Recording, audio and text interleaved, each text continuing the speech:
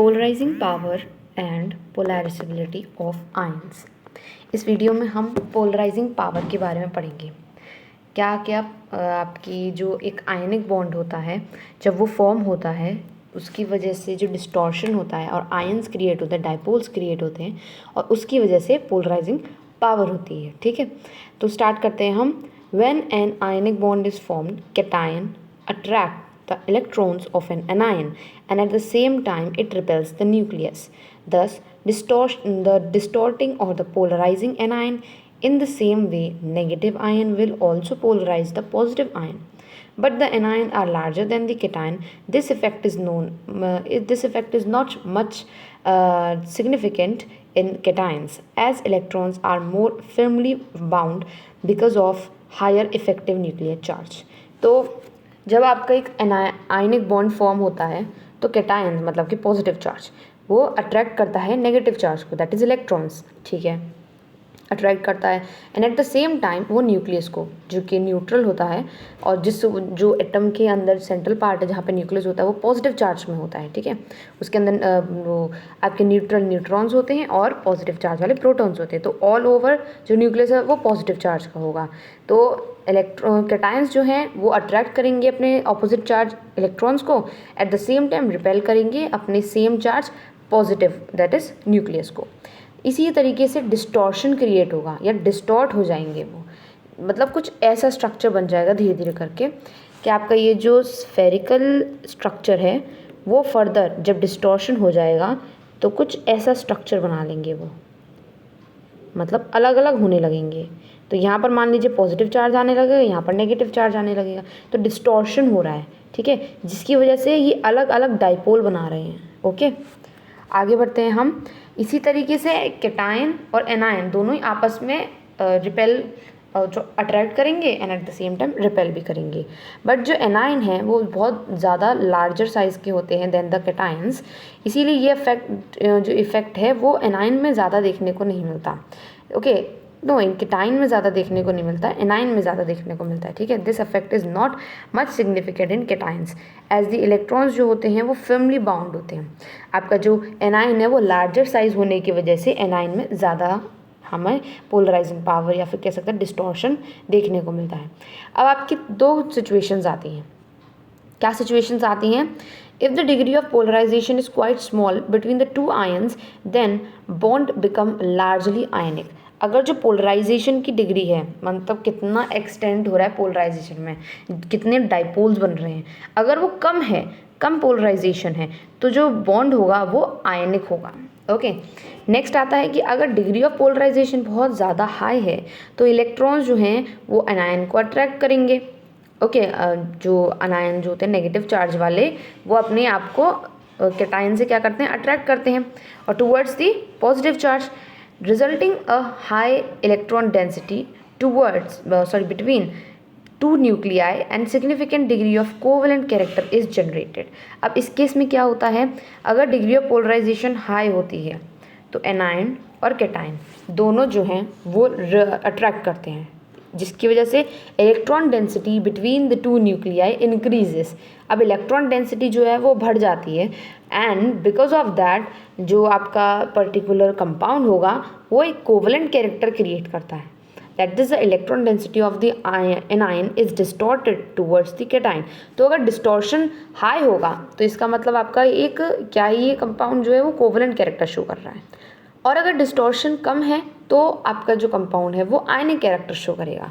ठीक है, all over इसमें बेसिक चीज़ बस यही है कि इफ द पोलराइजेशन एक्सटेंड या polarising power is quite small among the two, then the bond is ionic, and if the degree of polarisation is large then the bond is covalent. आगे बढ़ते हैं। The distortion from spherical shape of ideal anion is referred to as polarization, and the extent to which the distortion occurs depends on the power of cation to distort, that is the polarizing power, and how easily anion is distorted, that is the polarizability. तो वो distortion spherical shape का बिगड़ जाना या distortion हो जाना उसको हम पोलराइजेशन कहेंगे।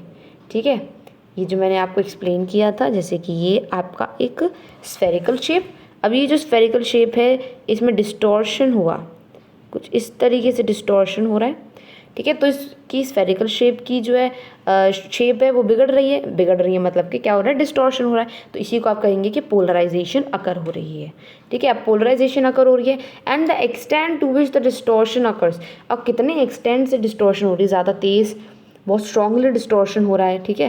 वो किस पे डिपेंड करता है, वो कैटाइन की पावर पर डिपेंड करता है। अगर कैटाइन स्ट्रांग है तो डिस्टॉर्शन बहुत ज़्यादा होगा। तो डिस्टॉर्शन क्या पता कि आपका कैटाइन स्ट्रांग होने की वजह से इतना डिस्टॉर्शन हो जाए कि इसका सिर्फ छोटा सा एरिया बचे बीच में डिस्टॉर्ट होने के लिए, ठीक है। अगर कैटाइन थोड़ा कम है तो कुछ इस तरीके का डिस्टॉर्शन हो, ठीक है। तो फिर जब आपका जो कैटाइन है वो उसकी पावर कितनी है डिस्टॉर्ट करने की, उसको पोलराइजिंग पावर कहेंगे। और कितनी इजीली एक एनायन डिस्टॉर्ट हो जाता है उसे पोलराइजेबिलिटी कहेंगे। समझिए यहाँ पर 3 टर्म्स हैं। पहला क्या बोल रहा है आपको, जो आपका डिस्टॉर्शन है वो तो होता है आपका पोलराइजेशन, ठीक है। जितना डिस्टॉर्शन हो रहा है उसे आप कहोगे पोलराइजेशन, और जितना कैटायन की पावर है डिस्टॉर्ट करने की उसको कहोगे पोलराइजिंग पावर, और जितनी एनायन की पावर है डिस्टॉर्ट होने की उसे आप कहोगे polarisability. I am again explaining, जितना डिस्टॉर्शन हो रहा है स्फेरिकल शेप का, उसे कहोगे आप पोलराइजेशन। जितना पावर से कैटायन डिस्टॉर्ट कर सकता है एक स्फेरिकल शेप को उसे आप कहोगे पोलराइजिंग पावर, और एनायन जितना हद तक डिस्टॉर्ट हो सकता है उसको आप कहोगे polarisability. Is it clear? Moving ahead,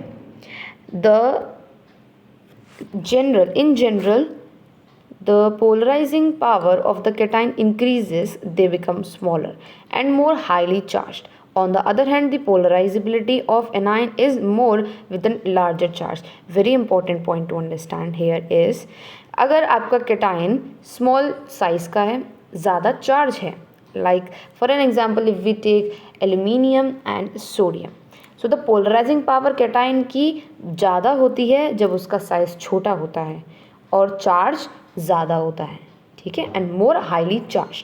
तो ये इन केस सोडियम और एल्यूमिनियम में से एल्यूमिनियम क्या होगा आपका, ज़्यादा पोलराइजिंग पावर कंटेन करेगा।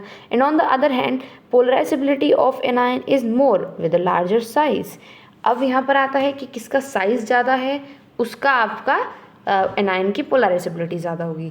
अब साइज़ किसका ज़्यादा है आपके पास, हमारे पास जब अगर हम ग्रुप में जाते हैं तो आयोडीन का, तो आयोडीन जो होगा वो ज़्यादा पोलराइजेबिलिटी शो करेगा। तो आपको सिर्फ इसमें साइज़ के रिस्पेक्ट से याद रखिए।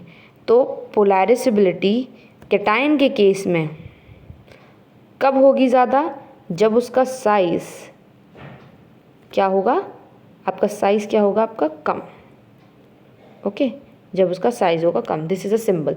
अगर आप सिंबॉलिक रिप्रेजेंटेशन से कोई भी चीज़ को याद करते हैं तो वो कंपैरेटिवली जल्दी लर्न होती है। तो आई सजेस्ट यू, तो आप जो भी चीज़ याद करें या समझने की कोशिश करें उसको सिंबॉलिकली समझिया करें।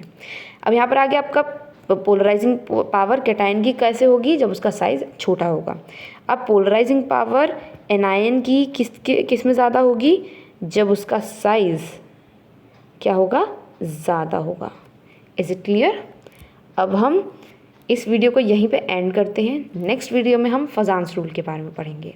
Thank you for watching this video.